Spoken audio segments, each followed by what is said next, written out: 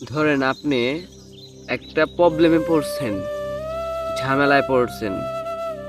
তখন যার ঝামেলায় পড়ছেন, যে বিপদে পড়ছেন, যার কাছে আপনি ঠকে গেছেন, তার থেকে বাঁচার জন্য আপনি আপ্রাণ চেষ্টা করেন যে কিভাবে উদ্ধার হয়ে নিজের মন মতো জীবনযাপন করার জন্য।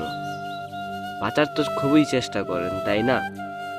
বিপদে পড়লে বোঝা যায় যে বিপদ কাকে বলে, সমস্যা কেমন সৃষ্টি হয়।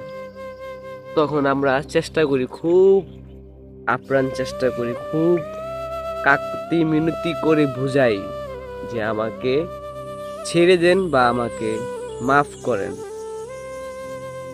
আমার ভুল ত্রুটি আমার হয়েছে বা ভুল হয়েছে, তার জন্য আমি দুঃখিত, ক্ষমা প্রার্থী চাচ্ছি, বা আমি অনুরোধ জানাই যে আমার ভুল হয়েছে, আমি অনুতপ্ত, এমনটাই তো বলি।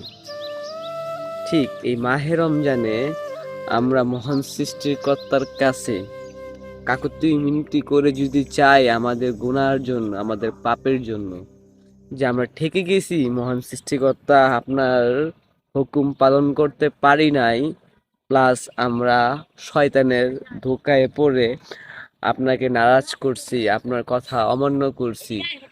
হে আমার মালিক, আপনি আমাকে রহম করেন।